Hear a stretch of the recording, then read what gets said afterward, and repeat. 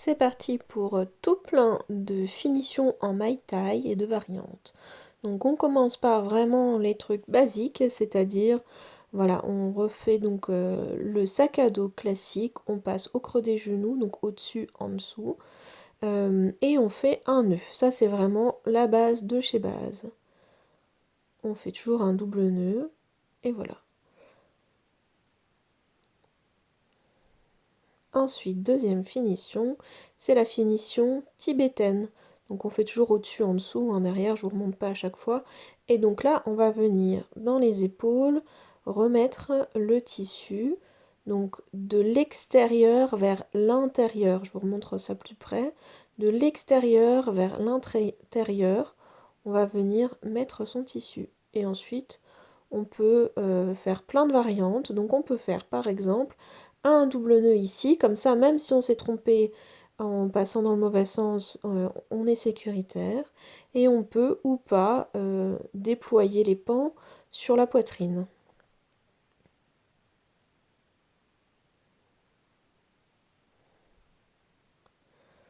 Là, je vous montre une façon de faire en ombuimo, c'est-à-dire que il n'y a plus de ceinture. Donc par exemple pour les femmes enceintes, ça peut être vraiment un super compromis pour pas qu'il y ait de pans autour du ventre. En fait, on va juste faire au moment de l'installation et après on remet la ceinture vers les bretelles.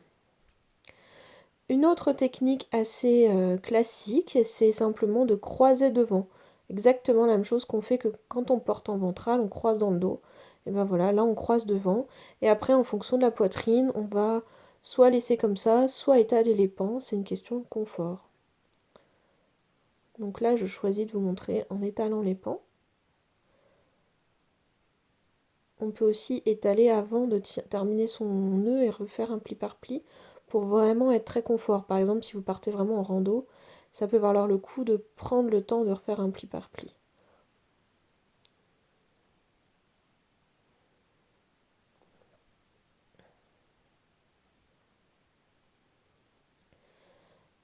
Une technique un peu plus originale, c'est qu'on va venir faire des vrilles au milieu, devant.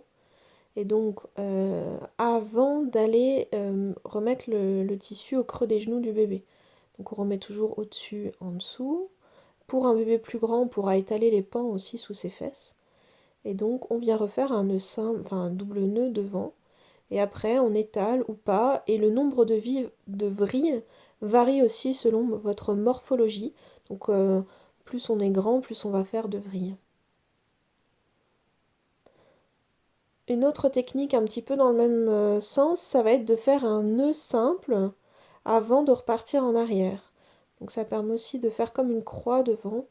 Voilà, hop, et on va repartir au-dessus, en dessous des genoux pour revenir faire un nœud, un double nœud devant.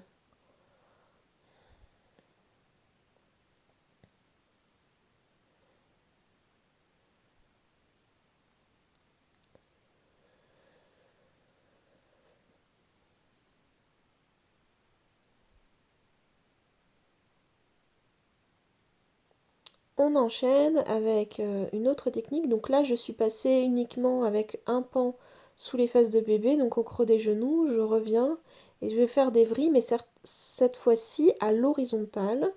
Et je vais venir repasser dans mon épaule. Alors là, je vais faire un nœud. Bon, on peut aussi tout de suite retourner en arrière. On n'est pas obligé de faire ce nœud-là. Moi, je trouve ça un peu plus facile pour ensuite sécuriser son truc. Allez, dans le creux des genoux. Voilà. Et on revient et on repasse de l'intérieur vers l'extérieur.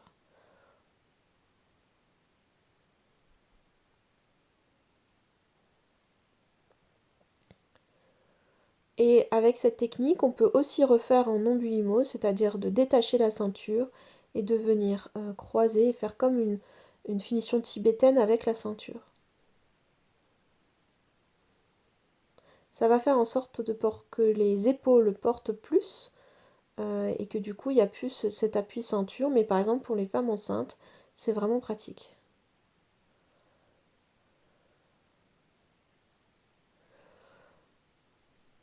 Ensuite, une autre technique un petit peu particulière avec des bandes passantes et où on va venir vraiment autour des fesses de bébé. On va venir vraiment faire comme une bande et une bande aussi au niveau de la poitrine. Donc là, il faut essayer d'être assez haut, de bien prendre soin de faire son pli par pli. Donc là, je vais remettre dans l'épaule, toujours de la même manière que la méthode de la finition tibétaine, mais je vais vraiment prendre soin de faire un pli par pli pour être confort. Donc là, on voit, je mets mon tissu et je vais revenir faire un pli par pli. Et je vais venir faire exactement la même chose de l'autre côté. Donc je repars dans le dos, je prends soin de bien étaler sous les fesses. Alors évidemment, si vous êtes à deux, bah vous demandez à l'autre personne de venir bien mettre comme il faut le tissu à plat dans le bas du dos et des fesses de bébé. Et puis vous venez refaire la même chose dans l'autre sens. Ça apporte un côté plaquant, un côté contenant aussi assez agréable. Par exemple, pour des randos longues, ça peut vraiment changer les appuis de faire ce type de finition.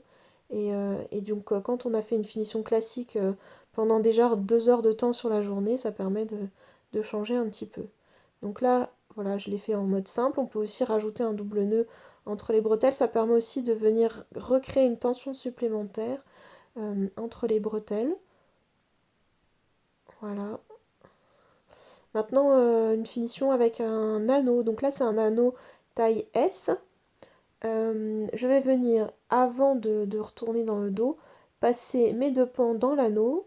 Et là, je refais au-dessus, en dessous des genoux, dans le dos enfin dans le dos, au creux des genoux de mon bébé. Et je vais venir repasser mes pans dans l'anneau.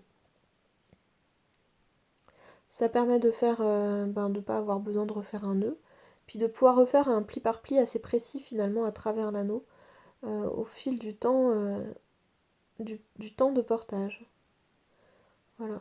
Donc là, l'anneau, en fonction de votre poitrine, de comment est votre morphologie, on peut tout à fait choisir de mettre l'anneau bien plus haut que moi, là j'ai mis. Voilà, on peut aussi étaler les pans sur les épaules, puisque ici c'est un Mai-Tai de la marque Fidela qui nous propose de faire avec des pans déployés et rembourrés. Et on peut rajouter à cette finition-là la ceinture pour faire comme un embuis-mot, encore une fois.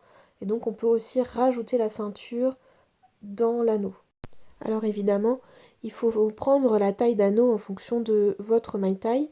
Donc si vous avez un maille-taille de couturière fait en un grammage très élevé, ben dans ce cas-là, il faudra prendre un anneau plus large, donc soit du M, voire du L.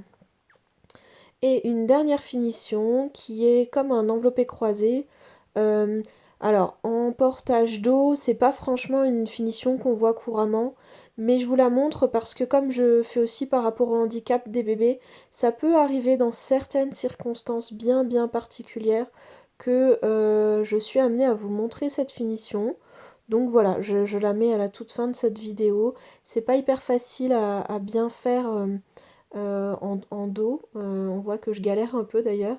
Et donc, faut pas hésiter non plus à se faire aider dans les premiers temps pour venir faire cette finition. Ça permet de rajouter de la contenance en haut, donc au niveau des épaules, du haut du dos du bébé, qui dans certaines situations peut avoir un intérêt.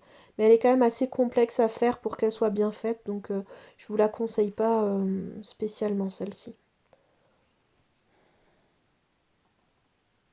Merci d'avoir regardé la vidéo en entier.